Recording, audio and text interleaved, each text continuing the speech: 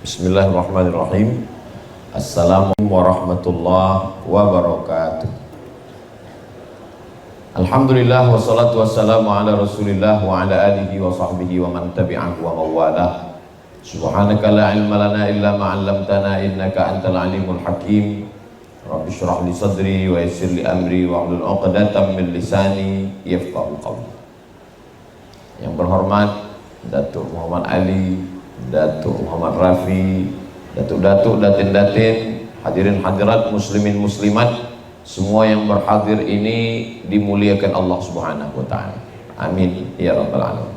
Tajuk kita sedekah menyuburkan rezeki. Betulkah sedekah itu boleh menyuburkan rezeki? Dalilnya dari ayat Al-Qur'an. Mathalul ladzina yunfiquna amwalahum fi sabilillah, orang yang bersedekah harta di jalan Allah, kamathali habbah, satu biji, ambatat sab'a sanabil, menumbuhkan 7 cabang, wa fi kulli sumbulatin mi'atu habbah, dalam satu cabang ada 100. Jadi kita ni masing-masing sudah dibagi Allah rezeki. Saya 1, Datuk Sri 1, Tuan 1, Puan 1. Tapi bila saya sedekahkan, maka tumbuh 7 cabang. Dalam satu cabang ada 100. Apakah terhad hanya sampai kepada 700? Maka ujung ayat itu, wallahu yudha'ifu liman yasha', Allah melipat gandakan lagi, lebih banyak lagi daripada itu. Wallahu wasi'un alim, Allah itu maha luas karunia-Nya. Jadi tajuk ini bukan dibuat oleh EJK, bukan dibuat oleh ustaz, tapi tajuk ini diambil dari ayat suci Al-Quran, bahwa sedekah menyuburkan rezeki. Sedekah itu diambil dari 3 huruf. Sedekah. Sedekah artinya benar, jujur. Sadaqallahul azim, Allah maha benar, Allah maha jujur, tiada dusta. Apa bukti orang beriman? Kalau memang betullah syahadat dia, asyhadu an la ilaha illallah wa asyhadu anna muhammadar rasulullah, mana buktinya? Buktinya sedekah. Itu maka dia disebut dengan sedekah. Sedekah. Lelaki yang cinta kepada perempuan, cinta tak nampak. Betulkah dia cintakan perempuan? Maka bukti daripada cintanya itu sedekah. Tapi pakai alif. Sedekah. Kalau sedekah tak ada alif, sedekah. Tapi kalau sedekah, sad dal alif qaf, sedekah artinya mahar nikah. Apa bukti lelaki itu betul cintanya? Maka dia bawa mahar. Lelaki yang cintanya betul, dia bukan cuma berani membawa mawar, tapi berani membawa mahar. Lalu kemudian sedekah itu juga bermakna tidak hanya benda. Ada digunakan infak, ada dipakai kata zakat, ada dipakai kata hibah, ada dipakai kata sedekah. Jadi tentang masalah ibadah harta ini ada 7. Pertama, zakat, wakaf, infak, sedekah, wasiat, hibah, ghanimah. Tapi yang amnya disebut sedekah. Ketika Allah bercerita tentang zakat, bunyinya tetap sedekah. Innamas sadaqatu lil fuqara wal masakin wal amilina 'alaiha wal muallafati qulubuhum wa fir riqab wal gharimin wa fi sabilillah wa ibnis sabil. Padahal ini zakat, tapi dipakai kata sedekah. Apa maknanya? Bahwa sedekah itu am. Baik yang dalam bentuk uang, sedekah, padi, sedekah, duit, sedekah, perniagaan, sedekah. Bahkan bagi orang yang tidak mampu bersedekah dengan harta, likulli sulama minkum sedekah. Tiap tulang-tulang ini ada sedekah. Macam mana bersedekah tulang sendi? Likulli tasbihatin sedekah, subhanallah, subhanallah. Wa likulli tahmidatin sedekah, alhamdulillah, alhamdulillah. Walikulli takbiratin sadaqah, Allahu akbar, Allahu akbar, Allahu akbar. Maknanya Allah maha adil. Bagi yang ada harta, dia bagi harta. Bagi yang tak ada harta, dia bagi sedekah tulang sendi. Bagaimana kalau menggerakkan tulang pun dia tak boleh? Maka inilah sedekah yang paling ringan. Tabassumika fi wajhi akhika sedekah. Senyummu ke wajah saudaramu pun sedekah. Kalau zakat, tak semua orang boleh berzakat. Sebab zakat hanya ada nisab emas 85 gram. Di bawah daripada itu dia tak wajib zakat. Infak itu hanya benda. Wa anfiqu min thayyibati ma kasabtum. Berikanlah hasil daripada usaha kamu. Jadi kalau usaha dia berniaga, bagi harta niaga. Kalau usaha dia adalah bertanam tanaman, bagi benda. Tapi sedekah lebih ringan, lebih mudah. Yang tak ada harta benda, yang tak ada tanam-tanaman, yang tak ada emas dan perak, maka dia boleh dengan tulang sendi dan dengan senyuman. Itu maka kalau kita buat box kotak, yang paling elok itu namanya kotak infak. Sebab kalau kotak sedekah, nanti bila lalu orang senyum saja. Sebab senyum juga adalah bagian daripada sedekah. Begitulah adilnya Allah Subhanahu wa taala. Di mana letak keadilan Allah? Kalaulah seandainya sedekah itu hanya bagi orang yang punya harta, apa kata orang yang tak ada harta? Macam mana kami nak berbuat baik? Allah Maha Adil. Tidak hanya satu jalan. Maka pintu surga itu ada salah satu pintunya namanya babus sedekah. Bagi orang yang bersedekah. Walaupun dia tak berzakat sebab tak ada nisab. Walaupun dia tidak ada berwakaf karena tak ada tanah lebar untuk berwakaf, tapi dia cukup dengan bersedekah, dia masuk melalui babus sedekah. Itu keadilan Allah Subhanahu wa taala. Salah satu sifat Allah adalah al-adlul latif. Adil, latif, lembut. Banyak manusia adil tapi tak lembut. Allah Subhanahu wa taala keadilannya amat sangat lembut sehingga dia tahu perasaan orang yang beriman. Sedekah menyuburkan rezeki, menambah, tapi juga sedekah menolak bala. Jadi kalau ada orang pagi dia bersedekah, lalu kemudian sampai petang dia tunggu, betul tak tazkirah Ustaz Abdul Somad di tunas hijau. Kalau tuan membeli nanas, cepat dipotong supaya tak layu.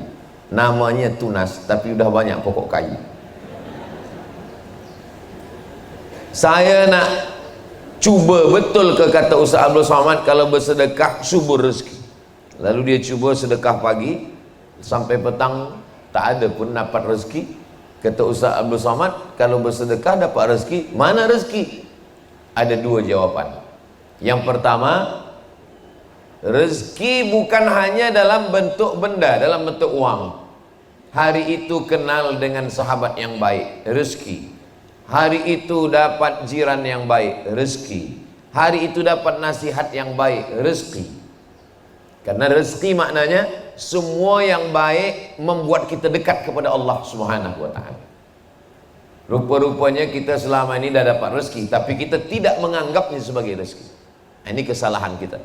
Yang kedua, kita bersedekah pagi, sebetulnya dalam tulisan takdir di Lauhil Mahfuz, hari itu kita maaf na'udzubillah ada eksiden melanggar seekor kambing di jalan. Tapi kerana sedekah pagi itu Allah elakkan sehingga kita tidak jadi melanggar kambing. Boleh jadi kita lambat, kambingnya dulu lalu, atau kambingnya cepat, kita lambat, sehingga terilakkan daripada eksiden musibah. Itulah mengapa ada istilah orang Melayu sedekah tolak bala. Pindah rumah sedekah tolak bala, nak buka kebun sedekah tolak bala. Dari mana datang istilah sedekah tolak bala ini? Sedekah tolak bala dari hadis Nabi SAW. As-sadaqatu tadfa'ul bala. Sedekah menolak bala. Jadi banyak orang menganggap bahwa yang namanya balasan sedekah ada bendanya. Tapi boleh jadi balasan sedekah bendanya tak ada, tapi dia menolak musibah bala yang semestinya ada menurut ujian takdir Allah. Apakah boleh takdir itu ditolak? La yaruddul qada illa du'a. Tidak ada yang boleh menolak takdir kecuali doa, dan satu lagi adalah sedekah. As-sadaqatu tadfa'ul bala, menolak bala.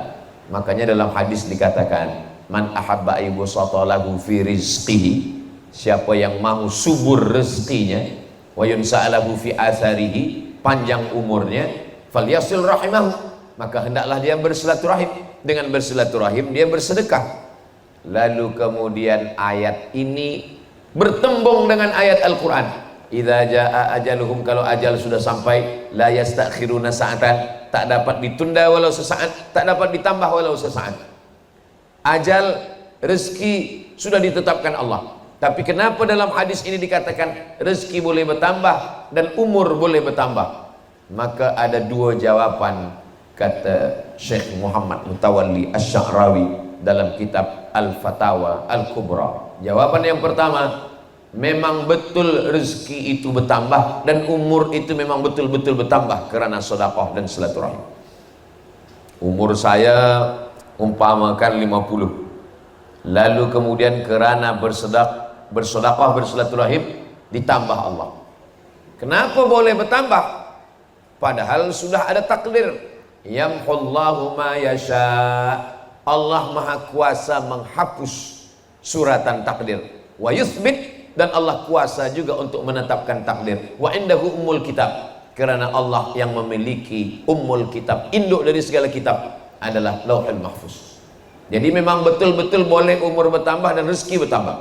Tapi ada jawaban yang kedua, umur tidak bertambah, rezeki tidak bertambah, tapi yang bertambah itu adalah barokahnya. Umur tetap 50, tapi barokah umur lebih daripada orang yang berumur 100 tahun.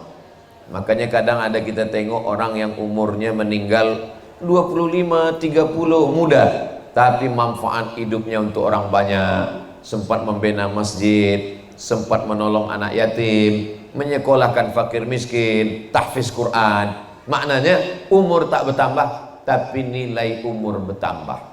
Untuk memudahkan kita memahami tentang bertambah tak bertambah ini, botol air minum yang ada di hadapan saya isinya 300 ml dan dia tidak boleh bertambah. Tak boleh bertambah, sebab kalau bertambah dia tumpah. Begitu juga di umur tak bertambah, tapi harganya boleh bertambah. Kalau isinya air putih, mungkin harganya 3 ringgit, 5 ringgit. Tapi kalau isinya madu, maka harganya boleh menjadi 100 ringgit. Kalau isinya air zam-zam, berangkat haji dan umrah dulu baru dapat air zam-zam. Maknanya isi tidak bertambah, tapi nilainya bertambah lebih. Begitulah agaknya umur kita. Umur kita tak bertambah, tapi nilai yang diberikan Allah pada umur itu berlebih. Kenapa? Karena sedekah yang diberikan Allah kepada hati orang beriman, sehingga terbukalah dia. Adapun tentang masalah sedekah ini, banyak sekali hadis-hadis Rasulullah sallallahu alaihi wasallam. Di antaranya, kullu mri'in tahta zilli shadaqatihi. Nanti pada hari kiamat kita semua berada di padang mahsyar panas terik. Selalu diungkapkan panasnya seperti sejengkal matahari dari ubun-ubun kepala. Ada yang tenggelam kerana peluh hingga ke lutut, ada yang hingga ke pinggang, ada yang ke leher, ada yang tenggelam. Tapi kemudian ada orang yang tak merasakan panas sama sekali. Siapa mereka? Kullu mri'in tahta zilli shadaqatihi. Orang akan bernaung di bawah naungan sedekah. Mudah-mudahan di Labuan kita tak terasa panas, di padang mahsyar pun tidak juga kepanasan, insyaallah. Itu karena sedekah kita. Lalu kemudian bagaimana dengan sedekah? Sedekah ini kan ada yang banyak, ada yang sedikit. Begitu jugalah nanti di padang mahsyar, ada yang atapnya kuat kokoh, ada yang kurang kuat, ada yang ikhlas, ada yang kurang ikhlas. Kita husnuzan kepada Allah subhanahu wa ta'ala. Bagaimana? Pokok-pokok kayu semua tercabut. Wa takunul jibalu kal ihnil manfush. Gunung-gunung, bukit-bukit macam bulu kambing yang dihembus angin. Maka pokok kayu tak ada, rumah tak ada, kubah tak ada, semua tak ada, rata semuanya. Tapi ada orang yang mendapatkan naungan arasy Allah, itulah orang yang bersedekah. Lalu kemudian hadis lain pula mengatakan, apa dia? Dawu mardakum bis sadaqah, obati orang yang sakit di antara kamu dengan bersedekah. Datanglah seorang yang sakit lama tak sihat, minta fatwa kepada seorang ulama ahli hadis namanya Imam Abdurrahman bin Mahdi. Wahai Imam Abdurrahman bin Mahdi, ya, saya minta fatwa kepada engkau tentang penyakit saya. Kamu sudah berobat? Sudah. Sudah pergi ke tabib? Sudah. Sudah makan minum madu habas sauda? Sudah. Kata Imam Abdurrahman bin Mahdi, saya teringat satu hadis. Dawu mardakum bis sadaqah. Engkau cari suatu kampung yang mereka susah mendapatkan air kering, buatkan perigi di sana. Kata orang yang sakit ini, apa hubungan perigi dengan sakit saya? Sebab saya pernah mendengar hadis dawu mardakum bis sadaqah, obati orang yang sakit dengan sedekah. Saya tengok sedekah yang paling elok adalah memberikan air, maka engkau buatkan. Dia pun pergi membuatkan perigi, dia upahkan sebab dia sakit. Lalu selepas itu orang kampung minum. Lalu selepas minum orang kampung berdoa, ya Allah, orang yang membuatkan perigi ini berikanlah dia kesehatan, panjangkanlah umurnya. Maka menurut akal tak ada hubungan antara sakit dengan perigi. Tapi bagi orang yang bertauhid, yang sakit itu datangnya ujian dari Allah, yang berdoa setelah dapat air dari perigi juga berdoanya kepada Allah, bertemu doa pada Allah Ta'ala. Innama amruhu idza arada syai'an ayyakula lahu kun fayakun. Maka di antara ujian sakit, tidak ada orang yang sakit. Bezanya dulu kita menganggap penyakit itu sebagai laknat. Dalam Islam penyakit adalah salah satu cara Allah menaikkan darjah, memberikan pahala sabar, memberikan pahala ridha, dan menghapuskan segala dosa. Mudah-mudahan yang sakit di antara kita diberikan Allah kesembuhan dan kesehatan. La yusibul mu'min min nasabin wala wasabin wala saqamin wala syaukin. Kalau ada penyakit, susah hati, kerisauan, sampai duri yang mencucuk tapak kaki, illa kafarallahu anhu biha sayyi'atuh, Allah Ta'ala mengampunkan, menghapuskan segala dosa dan kesilapannya. Begitulah Allah Subhanahu wa Ta'ala. Berikutnya juga bahwa sedekah itu menghubungkan kita dengan orang yang sudah lama mati, meninggal dunia. Ayah kita, ibu kita meninggal dia. Mereka tidak disebut di alam akhirat karena dunia belum kiamat. Tapi mereka juga tidak disebut dunia karena mereka sudah meninggal. Maka antara akhirat dengan dunia ada satu alam. Alam itu disebut dengan alam barzakh. Barzakh maknanya pemisah. Di sana akhirat, di sini dunia. Yang memisahkan antara akhirat dengan dunia adalah alam barzakh. Bila nanti dunia kiamat, barzakh hilang, dunia hilang, yang ada hanya akhirat. Lalu kemudian bagaimana kita ada hubungan dengan orang yang ada di alam barzakh? Hubungannya adalah dengan sedekah. Datanglah seorang sahabat Nabi bernama Sa'ad.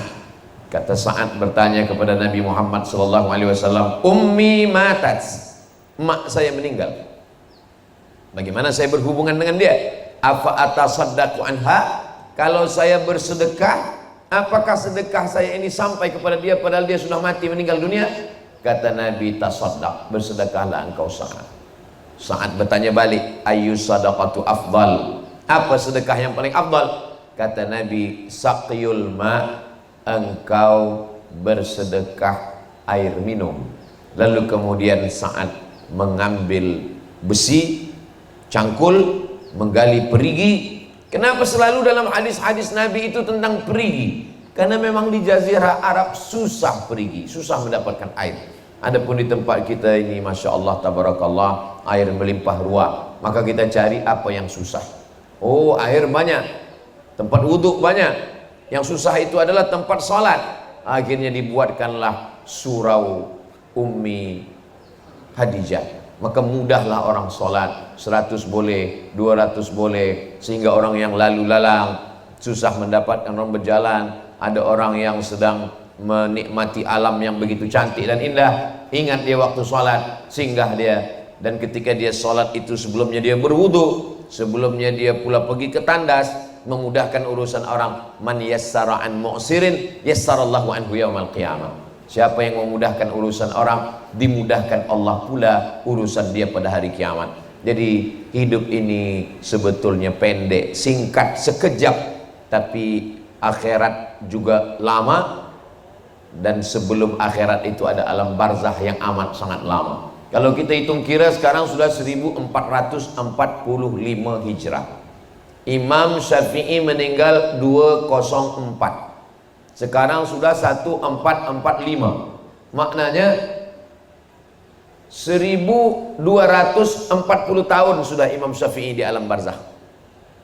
Tapi tetap mengalir. Kenapa mengalir? Orang baca kitab mazhab Syafi'i. Orang baca kitab Ar-Risalah, mazhab Syafi'i. Semua kita di Asia Tenggara ini, dari Malaysia, Indonesia, Brunei Darussalam, Patani, Thailand Selatan, Moro, Singapura, semua bermazhab Syafi'i. Oh, dia imam, dia hafaz Quran, dia ulama, dia punya banyak murid. Bagaimana dengan kita? Maka di antara amal yang mengalir adalah sedekah. Yatsba'ul mayyita salasun. Yang mengiringi mayat ke liang lahat tak banyak, hanya 3. Yang pertama mal, harta. Yang kedua ahluhu, keluarga. Yang ketiga adalah wa amaluhu. Kata Nabi yarji'u usnani, yang 2 ni balik ke rumah. Harta balik ke rumah, kereta balik ke rumah, selimut balik ke rumah. Dan yang kedua juga balik ke rumah. Anak, menantu, kawan, sahabat, semua balik ke rumah. Wa yabqa wahidun, yang tinggal hanya 1, itulah dia sedekah. Itulah mengapa orang dalam Islam disuruh mencari harta. Kenapa kita cari harta? Bukankah harta ini melalaikan kita daripada Allah? Mencari harta ini hanya membuat kita lupa berzikir. Dalam Islam mencari harta adalah untuk bekal selepas kita mati. Man bana masjidan, siapa yang membina masjid, banallah mithlahu baitan fil jannah, dibenakan Allah untuknya satu tempat dalam surga. Siapa yang membina masjid, orang sholat di masjid, mengalir pahalanya. Itu kan masjid, Ustaz. Bagaimana dengan surau? Kalau ada sholat 5 waktu, subuh, zuhur, asar, maghrib, isya, itu namanya masjid. Tapi kalau ada sholat Jumatnya, namanya masjid jami. Itulah mengapa ada disebut, ada istilah jami dan ada yang tak jami. Jami maknanya ada sholat Jumat. Sedangkan masjid tak ada jami, hanya masjid tempat sholat 5 waktu, tak ada Jumat. Jami itu diambil dari kata jama'ah. Jum'ah, jami, berkumpul pada hari Jumat. Lalu bagaimana dengan surau? Surau ini sebenarnya masjid. Surau adalah bahasa kita, bahasa Melayu. Sehingga kalau kita masuk ke dalam surau, kita tetap niat iktikaf. Dan kalau masuk ke dalam surau, kita tetap sholat sunat tahiyatul masjid. Usolli sunnatan tahiyatul masjid, bukan tahiyatul surau. Karena dia tetap adalah hukum dia, hukum masjid. Karena ada sholat 5 waktu. Dan kalau sampai sudah diwakafkan, diambil balik, al-aidu ila hibatihi, orang yang mengambil balik hibahnya, kal kalbil ladzi ya'udu ila qaihi, seperti seekor anjing yang menjilat muntahnya kembali, menjijikkan, kotor, najis. Begitulah Allah SWT memberikan ancaman yang amat sangat hebat tentang masalah surau. Biasa kalau di Sumatera, kampung halaman saya di Minangkabau, itu dipakai istilah surau. Sedangkan kalau di Jawa dipakai istilah langgar. Tapi itu semua adalah tempat sholat 5 waktu, subuh, zuhur, asar, maghrib, isya. Dan beberapa surau ada pula sholat Jumatnya. Maka disebut dengan istilah surau Jumat. Karena surau ada sholat Jumat. Tapi kesimpulan semua, bagaimana dengan musola? Musola tempat sholat di dalam rumah. Jadi Nabi SAW bertamu ke rumah seorang sahabat. Selepas makan, Nabi tanya, di mana engkau ingin saya sholat? Lalu kemudian kata sahabat sahibul bait, engkau sholat di sini ya Rasulullah. Nabi pun sholatlah di sudut rumah dia. Tempat Nabi sujud itu mereka pakai juga untuk sujud, mengambil barakah bekas kening Nabi. Maka itulah ada istilah musalla al-bait, tempat sholat dalam rumah, tapi bukan untuk berjamaah, untuk sholat tahajud, untuk sholat duha. Adapun sholat subuh, zuhur, asar, maghrib, isya tetap di masjid. Tapi saya punya ibu, punya ayah di rumah, saya ingin mereka tak boleh ke masjid karena satu dan lain hal. Kita tetap lelaki solat ke surau ke masjid. Selepas kita solat cepat kita balik, kita menjadi imam mengimami mereka.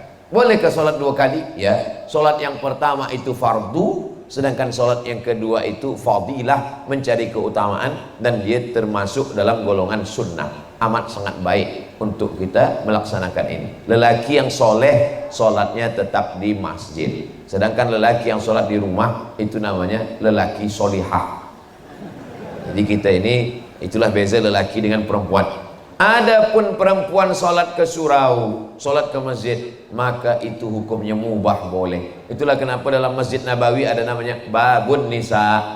Bila kita menghadap ke arah kiblat, sebelah kanan ada babus salam, lalu kemudian sebelah kiri ada babul baqi, karena dia pintu mengarah ke baqi. Selepas babul baqi, babu Jibril, karena itu adalah pintu dulu kedatangan malaikat Jibril. Dan yang ketiga adalah babun nisa, karena itu tempat nisa masuk ke dalam sholat. Babun nisa ini bukan pintu yang baru, babun nisa pintu yang lama. Dulu pada masa Sayyidina Umar bin Khattab, bila ada seorang perempuan masuk melalui babun nisa dan ada lelaki yang masuk dari pintu yang sama, dia akan dihukum sebat, dicambuk. Kenapa? Karena tidak boleh bercampur pintu masuk antara lelaki dan perempuan. Jadi tentang ini adalah pintu yang baik. Tidak mungkin pintunya ada, orangnya tak ada.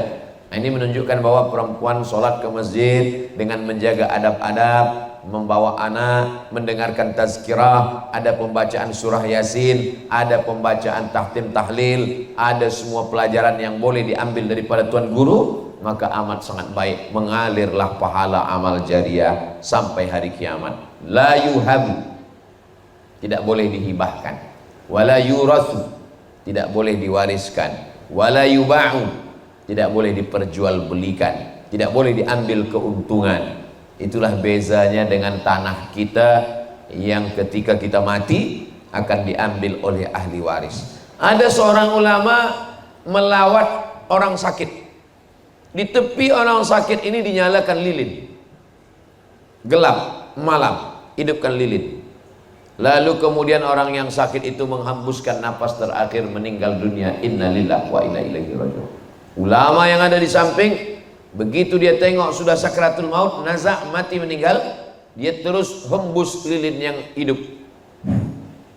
Hadirin yang hadir terkejut. Tuan guru, kenapa lilin dihembus? Mati, gelap kita satu ruangan ini. Mestinya ada orang mati, lilin makin banyak dipasang, karena orang makin banyak datang. Kata tuan guru, tadi waktu dia sakit, lilin ini halal kita pakai, karena lilin ini milik dia, dan dia tahu lilinnya hidup dipakai. Tapi selepas dia sakratul maut, meninggal, lilin ini haram kita pakai. Kenapa haram kita pakai? Karena sedetik lepas meninggal, lilin ini bukan punya dia lagi. Lilin sudah berpindah kepada ahli waris, dan anak istri dia ada. Kita tak tahu mereka izin atau tidak kita pakai lilin ini untuk menerangi kita. Begitulah hatta berpindah. Kalau kita hidup pukul 3 suku, maka 3.30 semua yang ada kita miliki berpindah kepada ahli waris. Suatu ketika sahabat duduk dengan Nabi. Nabi tanya, kamu lebih cinta harta kamu atau harta ahli waris kamu? Sahabat semuanya serentak menjawab, kami lebih sayang harta kami ya Rasulullah. Harta ahli waris kamu? Harta anak kami bukan punya kami, itu punya mereka lah ya Rasulullah. Kata Nabi, nyatanya kamu lebih sayang pada harta ahli waris kamu daripada kamu. Kenapa begitu? Karena kamu menumpuk harta, selepas itu kamu mati, dan semua yang kamu cari itu dimiliki oleh ahli waris. Itu menunjukkan bahwa kamu lebih sayang kepada ahli waris kamu. Adapun yang kamu bawa, itulah yang kamu sudah berikan. Dibelikan ke makanan busuk. Ma akalta fa'afnaita, wa ma labista fa'ablaita, wa ma tasaddaqta fa'amdaita. Ma akalta fa'afnaita, yang kau makan busuk. Wa ma labista fa'ablaita, yang kau pakai lapuk.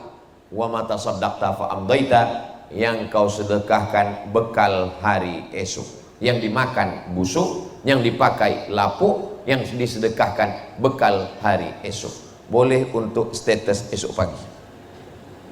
Apa maknanya? Bahwa manusia ini sibuk. Berapa banyak manusia keluar rumah mencari rezeki sebelum azan subuh berkumandang, berharap nanti di tempat kerja akan sembahyang subuh. Rupa-rupanya jam lambat, terbit matahari, hilang masa subuh. Tak sempat jumpa anak. Balik bekerja, anak pun sudah tidur, tak nampak lagi. Berkumpul keluarga pun tidak. Lalu kemudian pukul siang zuhur, meeting, kumpul, bertemu. Akhirnya juga tak sempat lagi sembahyang. Petang pun juga begitu. Nantilah sembahyang maghrib di rumah. Rupanya sampai di rumah pun sudah habis maghrib isya. Letih, mengantuk, tertidur. Esok pagi berulang lagi. Terbiasa setiap hari. Akhirnya lupa sembahyang, terlambat makan, masuk hospital. Dokter mula cek. Kata dokter, ini awak sakit lambung, sakit usus, sakit perut kerana kurang makan, tak sempat makan. Memang manusia ini luar biasa, saking sibuknya mencari makan sampai tak sempat makan. Begitulah manusia pada akhirnya. Dan puncanya adalah mati menghadap Allah Subhanahu wa ta'ala. Apa yang dibawa? Tapi saya bagi tazkirah, karena memang tajuk kita tentang sedekah menyuburkan rezeki. Bukan maknanya selepas ini esok semua orang di Labuan tak lagi bekerja. Kemana orang Labuan? Semuanya berzikir. Bukan itu maksud saya. Maksud saya kita tetap mencari nafkah, kita tetap mencari yang tujuannya adalah membina masjid, tahfiz Quran, menolong fakir miskin, membayar zakat. Karena Islam ini bukan hanya agama yang bersiap untuk mati. Kalau masalah mati, siap tak siap, kita semua akan mati. Banyak orang berkata, saya ini siap mati Pak Ustaz. Masalah mati ini siap tak siap, kita tetap mati. Dan malaikat tak pernah tanya ke sebelum dia cabut nyawa, dia tak tanya, awak dah siap mati ke belum? Yang kita perlu persiapkan itu bukan masalah mati. Yang kita siapkan itu apa bekal kita selepas mati. Dan bekal yang paling hebat selepas mati adalah bekal sedekah. Tapi ada dua lagi, ilmun yang tafa'u bih. Kita bukan ulama, dan andai kita ulama, belum tentu ilmu kita ikhlas. Dan andai kita ikhlas, belum tentu diamalkan orang. Lalu kemudian anak yang soleh, belum tentu anak kita soleh. Masa kita hidup dia soleh, lepas kita mati dia tak soleh, maka satu-satunya harapan tinggal lagi satu, sedekah. Ilmu boleh jadi tak diamalkan orang, tapi sedekah masjid, mereka tak perlu berkata ila hadrati.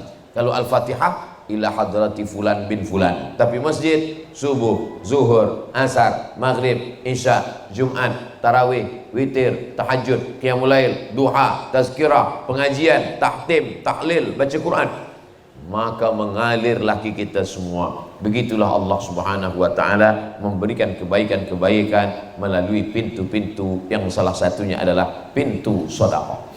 Makanya orang yang beruntung kata Allah, wa may yuqashuha nafsihi, siapa yang selamat daripada sifat bakhil, faulaika humul muflihun, itulah orang yang menang. Peniaga yang menang kalau modalnya sedikit untungnya banyak. Doktor yang menang kalau banyak orang sakit. Tapi dalam Islam siapa orang yang menang? Orang yang selamat daripada sifat bakhil. Kenapa? Karena orang yang bakhil menyimpan harta, dan harta itu tak sempat dimiliki karena yang akan memilikinya adalah ahli waris. Ada sifat manusia dua, jama'a malahu wa addada. Jamaah mengumpul, addada menghitung. Kumpul hitung, kumpul hitung, kumpul hitung, mati. Tak sempat menikmati sama sekali. Dimakan pun tidak, dipakai pun tidak. Saya dalam satu tazkirah dijemput makan. Masa sedang makan, saya makan sikit. Kata Tuan Haji yang menengok, Ustaz jangan tahan-tahan makan. Jangan Ustaz macam kawan saya, kata dia. Saya tanya kawan Tuan Haji macam mana? Kawan saya ni kaya Ustaz Abdul Somad. Kalau lalu kita duduk tepi jalan, lalu 10 lori, 7 punya orang, 3 punya dia. Oh, kaya betul, ya. Mana dia sekarang? Mati Ustaz. Dan tak sempat dinikmati. Ada sempat dia bina masjid surau, tak sempat Ustaz. Kenapa? Bakhil. Ustaz menceritakan aib orang lain, tak ada sebut nama. Kalau kita sebut nama orang baru tak boleh. Kita ambil iktibar pelajaran, bahwa semua akan berakhir, yang kekal abadi adalah sedekah. Begitulah kita tengok semua orang-orang besar, yang pertama dia bina adalah masjid. Ketika Nabi sampai di Quba, Masjid Quba. Sampai di Madinah, Masjid Nabawi. Datang Amr bin As sampai ke Mesir, Masjid Amr bin As. Dan hampir semua raja-raja Melayu, sultan-sultan meninggalkan masjid. Kenapa? Mereka ingin mendapatkan amal jariah selepas menghadap Allah Subhanahu wa taala. Ma la yudraku kulluh, la yutraku kulluh. Kalau tak boleh membina satu masjid, jangan tinggalkan semua. Mungkin kita tidak banyak yang boleh kita buat, maka jangan sampai kerana tak mampu membuat satu masjid lalu kita tinggalkan semua. Kalau boleh apa yang kita boleh buat, maka kita lakukan. Tapi Ustaz Abdul Somad tak ada ikut membina surau Ummi Hadijah. Saya tak ada ikut bina, saya ikut perasmiannya saja. Apa maknanya?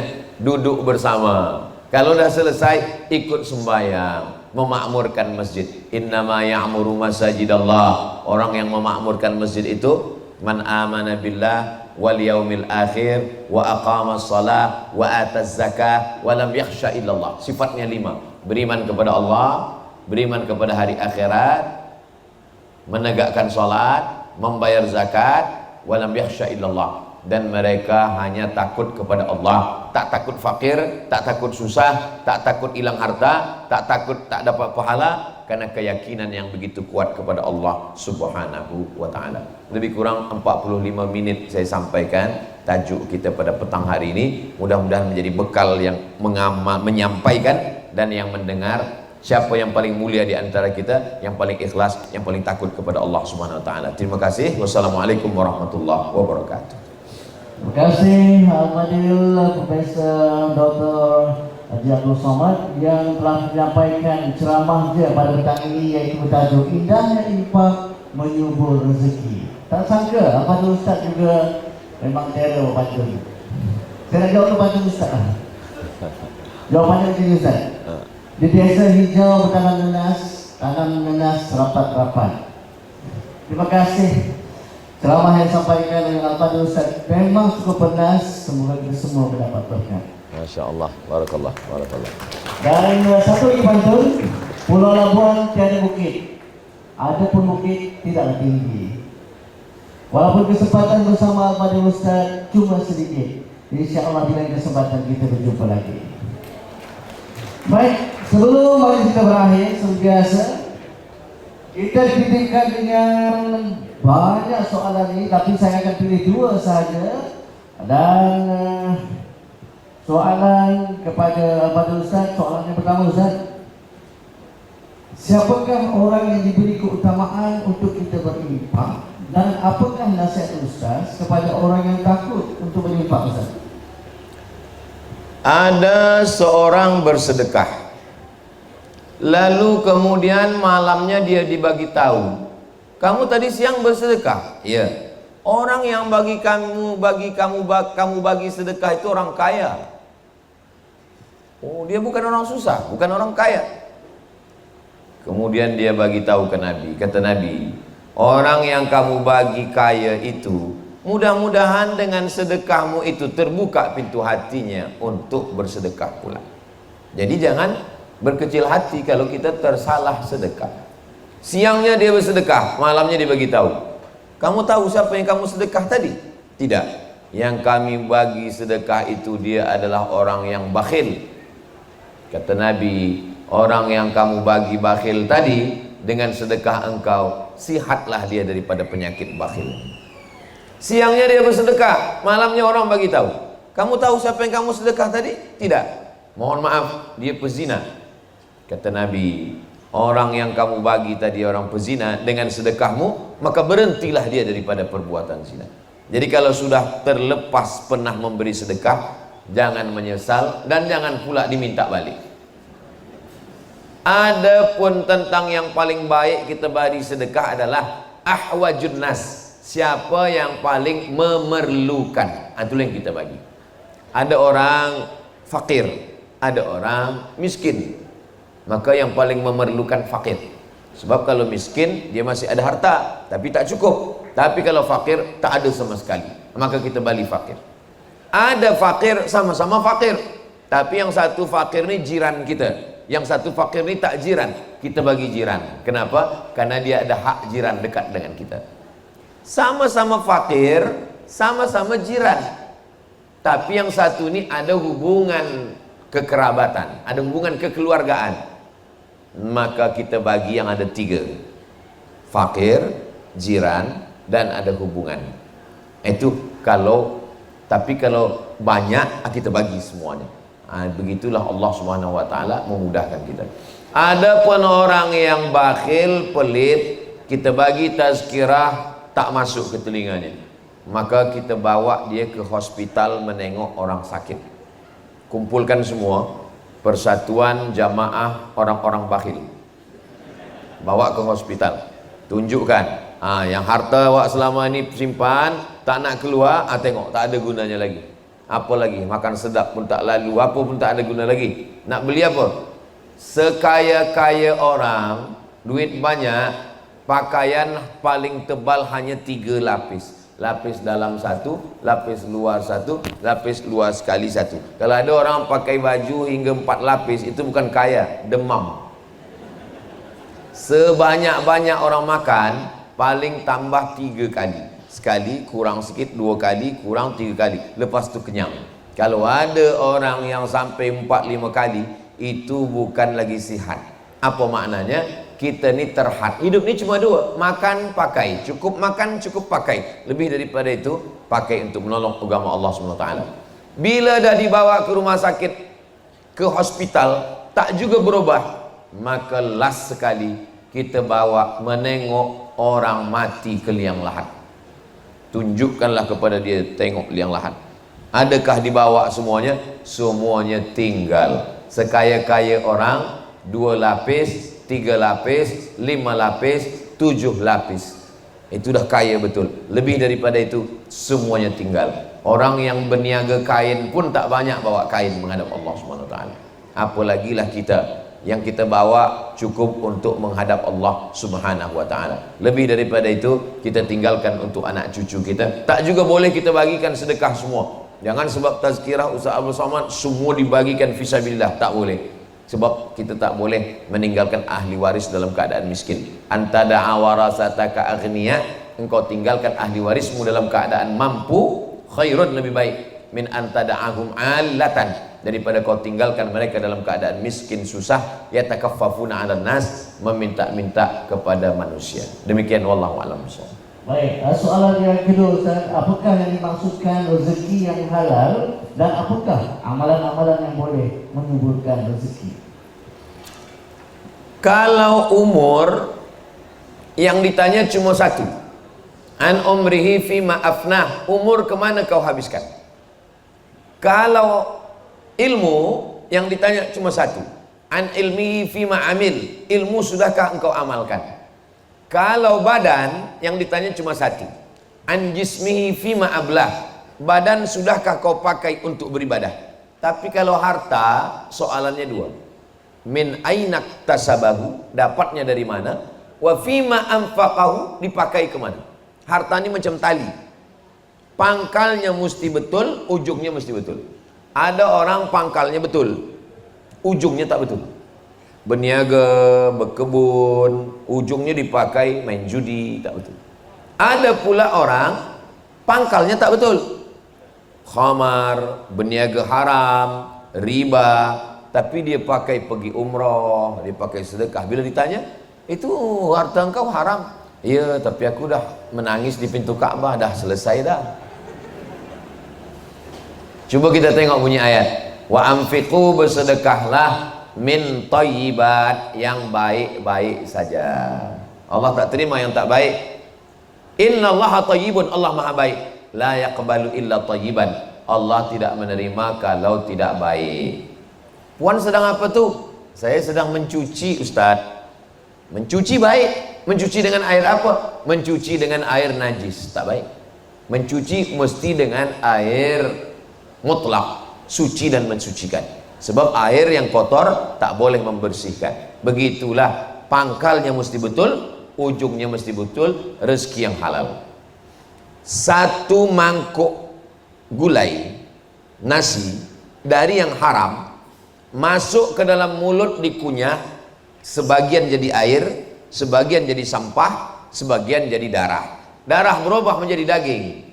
Ayyuma lahmin, setiap daging di badan, nabata min haramin, tumbuh dari yang haram, fannaru aulabi, tempatnya api neraka. Kalau tempatnya api neraka, dia dibakar dulu di neraka. Setelah bersih baru masuk ke dalam surga. Nanti sebelum masuk kita ada mizan, timbangan dulu, ditimbang badan. Abdul Somad, badan kamu beratnya 50 kilo, yang halal 40 saja. Macam mana kita mesti singgah neraka? Tiap hari kita berdoa, Allahumma ajirna minan nar wa qina azabannar, padahal badan kita makanan api neraka, dibakar dulu. Nauzubillah.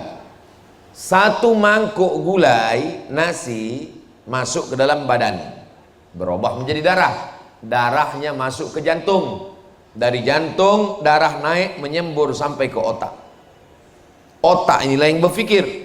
Nasiyatin, nasiyatin ubun-ubun. Nasiyatin kazibatin khati'ah.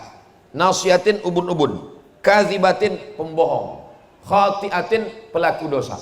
Yang berdosa tangan, yang berdosa kaki, yang berdosa mata, yang berdosa telinga, yang berdosa kemaluan. Kenapa yang disebut berdosa kepala? Kerana otaklah yang memerintahkan mata, memerintahkan telinga, memerintahkan tangan, memerintahkan kemaluan, memerintahkan kaki. Semua order daripada fikiran. Maka fikiran jahat kerana makanan haram. Berdoa kepada Allah. Rajulun ash'as, ada seorang lelaki yang rambutnya kusut, aghbar, berdebu. Kenapa dia tak mandi? Dia takut kalau dia mandi rambutnya gugur, dia bayar dam, karena dia sedang ihram di tanah suci Makkah. Yamuddu yadaihi ila sama, tangannya dia angkat ke langit berdoa, ya Rabb, ya Allah. Doanya tak dikabulkan Allah. Mengapa doanya tak dikabulkan Allah? 4 sebab. Mata'amuhu haram, makanan haram. Masyrabuhu haram, minuman haram. Oh, kalau begitu jangan dimakan, jangan diminum. Belikan ke pakaian. Malbasuhu haram, pakaian haram. Oh, kalau begitu jangan dimakan, jangan dipakai, jangan diminum. Dibagikan ke orang lain. Wa ghudhiya bil haram, orang lain yang dibagi makan haram. Begitulah mengkhawatirkannya makanan haram. Itulah mengapa kita disuruh menjaga. Atib mata'amak takun mustajabat dakwah. Jaga makananmu, maka Allah akan memperbaiki hati, pikiran, lisan, amal, perbuatan. Doa dikabulkan Allah. Itulah mengapa kita mesti mencari yang halal, menjaga yang halal, menggunakan yang pada yang halal. Kenapalah mereka tidak bersedekah? Ada setengah orang berpikir, kenapa dia tidak bersedekah padahal hartanya banyak? Setelah kita pikir-pikir, rupanya ada satu kenikmatan yang dicabut Allah. Apa itu? Nikmat merasa bahagia bersedekah ditarik Allah Subhanahu wa taala. Makanya ada satu buku berjudul The Miracle of Giving, keajaiban memberi. Ternyata menerima itu baik, tapi memberi juga ada orang yang merasakan kepuasan hati luar biasa. Yang kita khawatirkan ini bukan sakit, yang kita khawatirkan ini bukan mati. Sakit mati memang ujian dari Allah. Yang kita khawatirkan adalah sebab makan haram kita tak dapat nikmat munajat di tengah malam. Sebab makan haram kita tak dapat nikmat, rasa nikmat dalam hati saat memberi. Sebab apa? Kerana makan haram rusak jantung, rusak hati, rusak pikiran, rusak perasaan. Nauzubillah. Wallahu a'lam.